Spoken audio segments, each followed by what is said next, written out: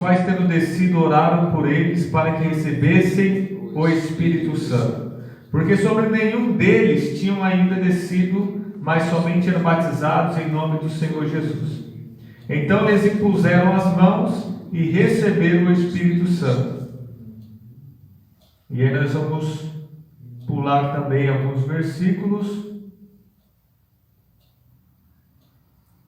Versículo 25 para encerrar a leitura. Tendo eles, pois, testificado e falado a palavra do Senhor, voltaram para Jerusalém, e em muitas aldeias dos samaritanos anunciaram o Evangelho. Senhor meu Deus, aqui está, Senhor, a leitura da tua bendita palavra, Senhor. Ó Deus Todo-Poderoso, venha falar conosco, meu Pai. Nós queremos, meu Deus, aprender, nós queremos ser ensinados, instruídos. Ó Deus, nós pedimos sabedoria, nós pedimos a unção do Espírito Santo, que a tua igreja seja edificada e que almas venham ser salvas em nome de Jesus. Amém? Meus irmãos, aqui no capítulo 8 do livro de Atos, pela primeira vez, os discípulos vão anunciar o Evangelho aos não-judeus. Os samaritanos, então, vai ser o povo, o primeiro povo não-judeu a receber o Evangelho. É claro que os samaritanos são judeus, sangue judeu misturado com sangue de outras raças. E havia um conflito, então, cultural ali. Judeus não se davam com os samaritanos. Era uma rixa, era um conflito. Era um preconceito ali entre judeus e samaritanos. Tanto que Jesus vai até contar uma parábola ilustrando sobre o amor, e justamente o sacerdote e o levita passa de longe da pessoa que foi assaltada e ferida, e justamente o samaritano, que os judeus tinham preconceito, é que vai exercer o amor. Então, havia esse preconceito de judeus para com os samaritanos, esse exclusivismo e santidade exagerada dos judeus, onde só eles prestavam e o resto era cães e porcos, principalmente samaritano. Mas Jesus vai evangelizar uma mulher samaritana. Jesus, quando vai para Jerusalém, os judeus desviavam do caminho, mas Jesus foi reto, passou por Samaria. Com Jesus não tem essas coisas, preconceito, ele ama todos. E justamente no capítulo 8 vai falar então que depois da morte de Estevão, Saulo de Tarso vai ali concordar com a morte, com o martírio de Estevão, vai estar ali presente, dando testemunho, e ele mesmo vai iniciar uma grande perseguição sobre a igreja ali em Jerusalém. E veja, meus irmãos, que a igreja vai expandir, a igreja vai se ampliar, crescer, vai ser espalhada, vai alcançar outras pessoas com a ajudinha especial de Deus.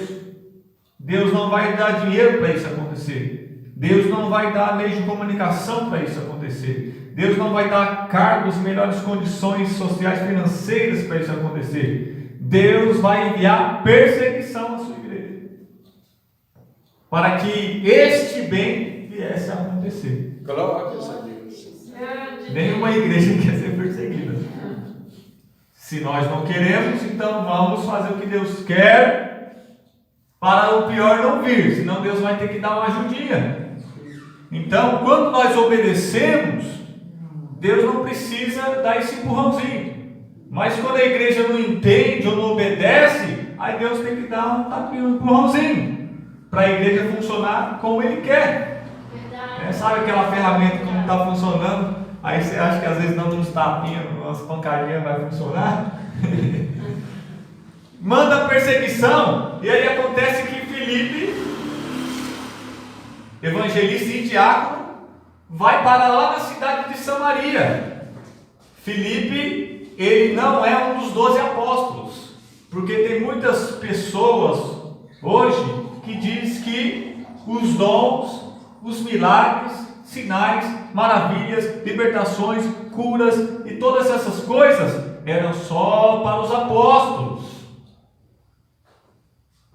Mas veja que Filipe não é um dos 12, e ele vai ser usado como os apóstolos e até vai superar os apóstolos. Glórias a Deus. Mostrando que ter um cargo maior não significa ser mais usado que um que tem um cargo menor.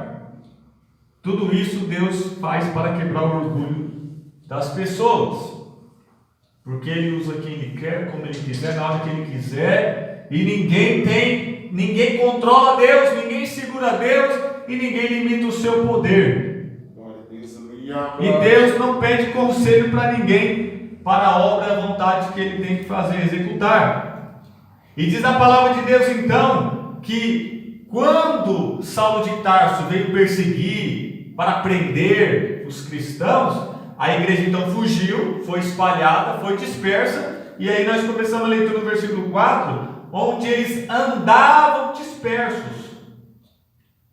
Então veja que eles andavam, agora eles viraram peregrinos, eles tinham que procurar um lugar onde morar, um lugar onde trabalhar, e talvez isso é um processo que demora, eles têm que tentar num lugar, tentar no outro, e nessa de que não dá certo num lugar e tem que ficar migrando de lugar em lugar, então eles andavam, ficavam se mudando e dispersos, eles anunciavam a palavra de Deus. Como Deus, meus irmãos, é poderoso.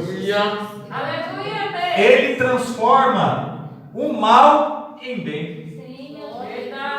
Por isso que nós não podemos murmurar, meus irmãos, quando nós estamos com problema, quando nós estamos passando dificuldade, com algum tipo de sofrimento, algo ruim, porque se nós somos de Deus, você pode esperar que Deus, mais cedo ou mais tarde, o tempo dele, vai transformar esse mal que você está passando, enfrentando, em um benefício, em uma bênção, em uma grande vitória, e vai nos deixar encantados e maravilhados. Glórias a Deus. Então, meus irmãos, veja que quando a igreja está dispersa, se esparramando, se espalhando, aonde pisar as plantas dos pés de um cristão, ali ele vai anunciar a palavra, seja vivendo, seja falando, ele vai levar o evangelho.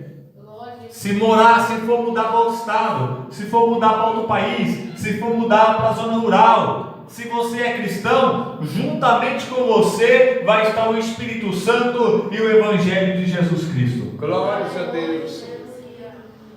O importante não é, meus irmãos, tanto ter um salão, um púlpito, um microfone, um som de qualidade e todas essas frescuras que até faz parte, mas não é indispensável.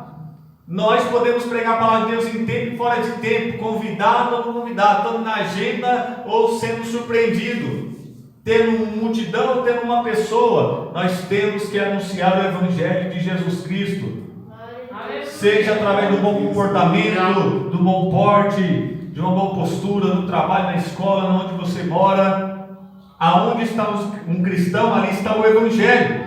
E aí Filipe, na cidade de Samaria, pregava a prosperidade. Está lá no versículo 5. Pregava palestra sobre casamento, palestra para jovens, palestra para crianças, palestra, mensagem de autoestima, autoajuda, como ter sucesso profissional. Pregava sobre quem ele é, quantos diplomas ele tem, o que fez, deixou de fazer.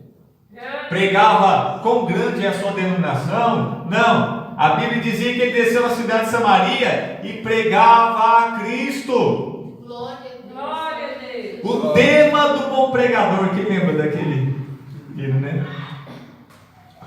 Jesus Cristo é o tema do bom pregador, a cruz de Cristo. Paulo disse: eu decidi pregar somente a Cristo e este crucificado, ainda que para os judeus seja escândalo e para os gentios seja loucura, eu estou determinado a pregar esse tema que não dá ibope, que não dá audiência.